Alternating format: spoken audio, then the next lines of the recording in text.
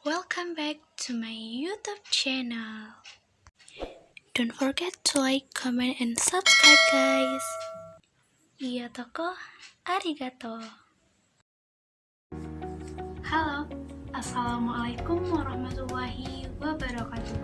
Kembali lagi dengan aku Rika Aryani dengan NIM 20017067 dari program studi sastra Indonesia Universitas Negeri Padang. Nah, jika pada video sebelumnya kita menganalisis novel dari angkatan Balai Pustaka, maka pada kali ini kita akan menganalisis novel dari angkatan Pujangga Baru. Sebelum kita menganalisis karyanya, sebaiknya kita harus tahu terlebih dahulu apa sih itu angkatan Pujangga Baru. Nah, mari disimak.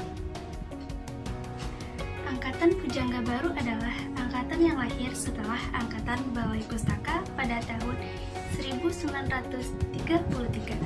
Nah, mengapa sih diberi nama Pujangga Baru?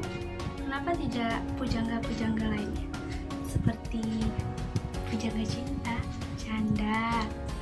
Nah, jadi pada angkatan Pujangga Baru ini karyanya dipublikasikan lewat majalah Pujangga Baru. Oleh karena itu, namanya diberi angkatan Pujangga Baru. Nah, karya sastra yang akan kita analisis pada angkatan Pujangga Baru kali ini adalah sebuah novel yang berjudul Tenggelamnya Kapal Van der Wijk yang ditulis oleh Buya Hamka. Siapa sih yang tidak kenal dengan novel satu ini dan juga pengarangnya? Untuk itu langsung saja kita masuk pada sinopsisnya. Novel ini mengisahkan tentang cinta kasih antara Zainuddin dan Hayati yang terhalang oleh kuatnya adat Minangkabau pada saat itu. Nah, suatu ketika Zainuddin mempunyai niat sangat baik, yakninya ingin mempersunting Hayati. Dan di saat yang bersamaan pula datang seorang pemuda dari kota Padang Panjang yang mempunyai niat yang sama dengan Zainuddin, yakninya ingin mempersunting Hayati. Namun, keduanya itu beda. Zainuddin dengan niatnya yang tulus dengan rasa cinta, sedangkan sang pemuda dari kota Padang Panjang tadi hanya menikah karena kecantikan. Nah, namun pada saat itu berundinglah Nenek Mama Hayati dan keputusan pun diambil. Nenek Mama Hayati menolak lamaran dari Zainuddin lantaran Zainuddin dianggap tidak memiliki asal-usul yang jelas karena Zainuddin sendiri terlahir dari campuran keluarga Minangkabau dan Makassar. Sedangkan pemuda dari Padang Panjang tadi memiliki asal-usul yang jelas dan ayahnya juga berkuasa. Lantaran ditinggal nikah oleh sang kekasih, Zainuddin pun pergi merantau ke kota Batavia bersama sahabatnya. Di sanalah Zainuddin memulai hidup baru dan mulai berkarya. Zainuddin berhasil mencapai puncak kesuksesannya dengan menjadi seorang pengarang dan memimpin sebuah perusahaan penerbitan atau media penerbitan. Saat Zainuddin sudah mencapai puncak kejayaannya, dia dipertemukan kembali dengan Hayati di kota Surabaya. Dan Hayati pun sempat tinggal di rumah Zainuddin hingga suaminya dikabarkan meninggal dunia lantaran bunuh diri. Untuk itu, Zainuddin pun mengambil keputusan dengan memulangkan Hayati ke kampung halamannya. Zainuddin tidak lagi mau menerima Hayati, karena bagi Zainuddin laki-laki pantang menjadi yang kedua atau lelaki itu pantang menerima bekas. Padahal di dalam hati Zainuddin sendiri dia masih cinta terhadap Hayati. Dan berangkatlah Hayati ke kampung halamannya dengan menggunakan kapal Van der Wijk dengan perasaan yang tidak rela. Saat di tengah perjalanan, kapal yang ditumpangi Hayati pun tenggelam dan kabar tersebut berembas luas hingga terdengar di telinga Zainuddin. Zainuddin pun dengan segera menuju tempat evakuasi di mana korban ditemukan. Di sana, Zainuddin berhasil menemukan Hayati. Namun, takdir berkata lain. Hayati meninggal di pelukan Zainuddin. Hayati tidak dapat diselamatkan dan tinggal Zainuddin dengan sebuah penyesalan yang tak berkehabisan. sekarang kita masuk pada analisis yang pertama, yaitu analisis unsur intrinsik. Yang pertama adalah tema. Tema dari novel ini adalah cinta kasih antara lelaki dan perempuan yang tidak dipersatukan akibat kukuhnya adat istiadat Minangkabau. Yang kedua, tokoh dan penokohan. Tokoh yang pertama adalah Zainuddin, lelaki yang terlahir dari campuran Minangkabau dan Makassar. Sosok lelaki yang baik budi, pintar, jujur, baik hati, serta dapat dipercaya. Yang kedua, Hayati. Hayati dilambangkan sebagai kecantikan alam negerinya Batipu, Limpape, rumah nan gadang, dan bunganya negeri Batipu. Saking cantiknya parasnya. Hayati adalah seorang anak yatim piatu yang diasuh oleh mamanya. Yang ketiga, Muluk. Muluk adalah sahabat Zainuddin. Muluklah yang telah memberi motivasi, nasihat, serta arahan kepada Zainuddin di saat Zainuddin terpuruk setelah ditinggal nikah oleh Hayati. Muluklah yang telah menemani Zainuddin untuk berjuang dari awal hingga Zainuddin mencapai puncak keberhasilannya. Muluk tidak pernah meninggalkannya, dan inilah contoh sahabat sejati. Yang keempat, Aziz, seorang pemuda dari kota Padang Panjang yang menjadi suaminya Hayati. Aziz dilambangkan sebagai seorang yang berwibawa, namun dia memiliki tingkah laku yang buruk. Dia suka berjudi dan minum minuman keras. Aziz sendiri bekerja pada perusahaan Belanda.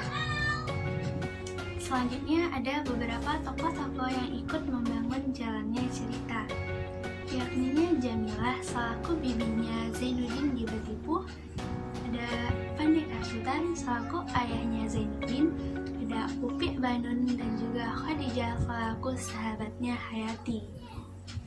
Selanjutnya ada Datuk Garang, Tangkulabai, Ana, Mak Tangah, Sofian, Sultan Mentari, Iskandar, Rusli, Haji Kasim, dan juga Susilo. Yang ketiga, alur.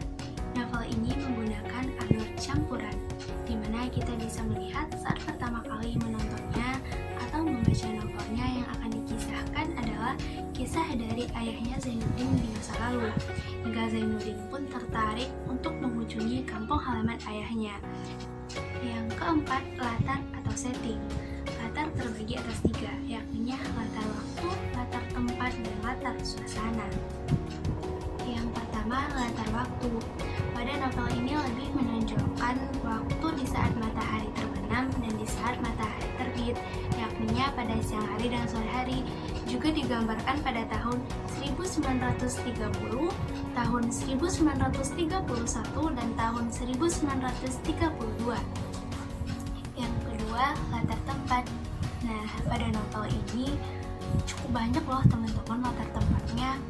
Yang pertama ada di Makassar, yakni tempat Zainuddin berasal. Yang kedua tentunya di Batipu, Kota Padang, tempat kisah ini berawal. Yang ketiga di Kota Padang Panjang, tempat Zainuddin pergi menuntut ilmu.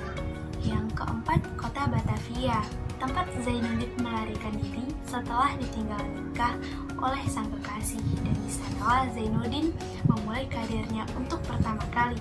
Yang kelima ada di kota Surabaya, tempat di mana Zainuddin dipertemukan kembali dengan Hayati. Yang keenam, Pelabuhan Tanjung Perak, tempat Hayati dan Zainuddin terakhir kali bertemu. Yang ketiga, latar suasana.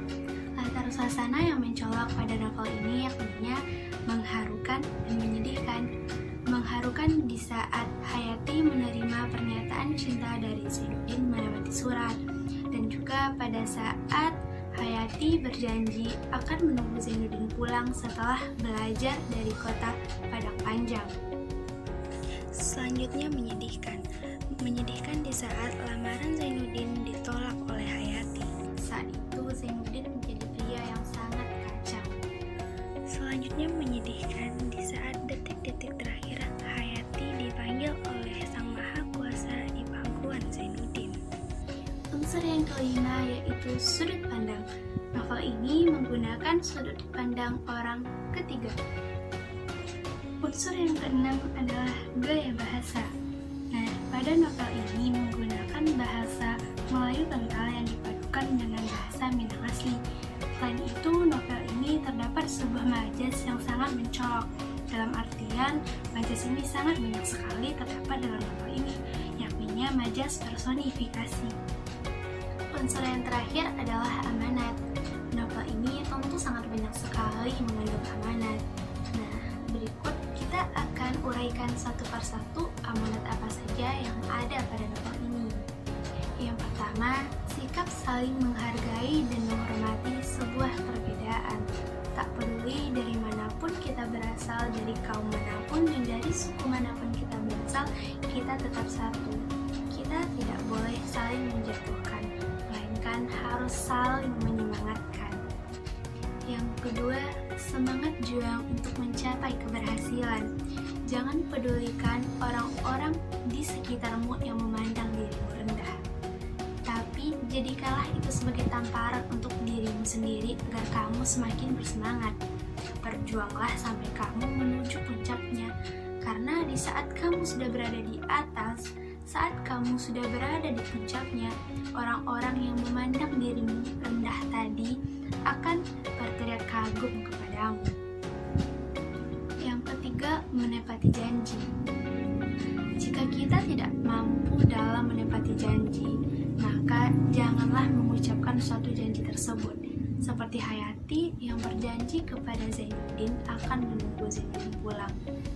Tapi apa yang terjadi? Hayati malah berpaling kepada lelaki yang lain. Yang keempat, jangan dikalahkan atau dilemahkan oleh cinta.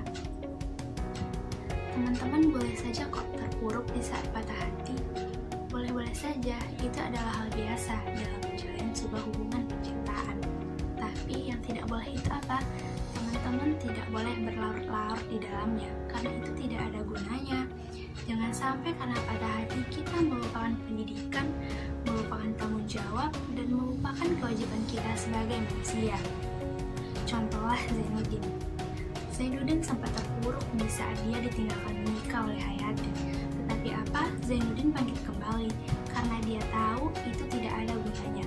Lebih baik dia mengejar mimpinya sebagai seorang penulis hingga akhirnya dia berhasil dan memiliki segalanya. Itu yang baru dinamakan berpikir. Selanjutnya kita masuk pada analisis yang kedua, yakni analisis unsur ekstrinsik. Biografi dan latar belakang penulis.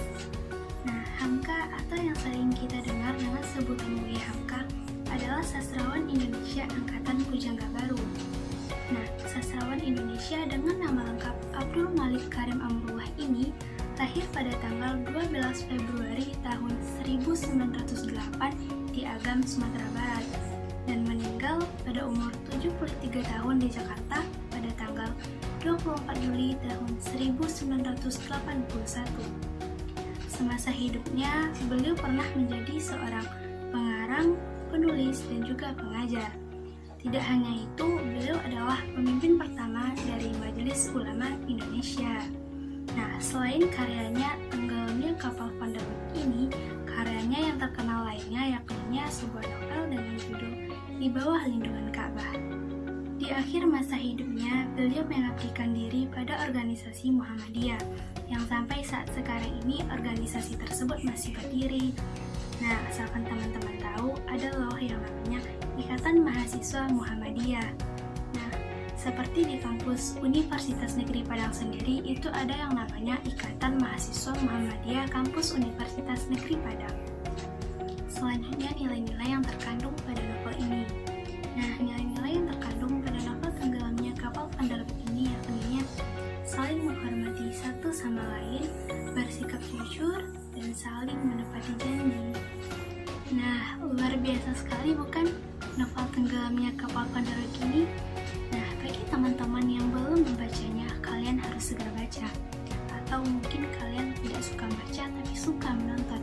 Jangan khawatir, novel ini sudah difilmkan. Dan kalian bisa menontonnya melalui aplikasi atau aplikasi serupa lainnya.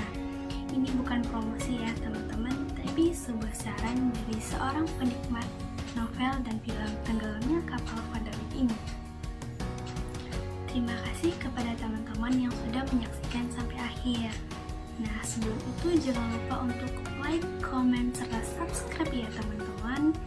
Nah, sampai jumpa di video berikutnya. Dadah. Wassalamualaikum warahmatullahi wabarakatuh.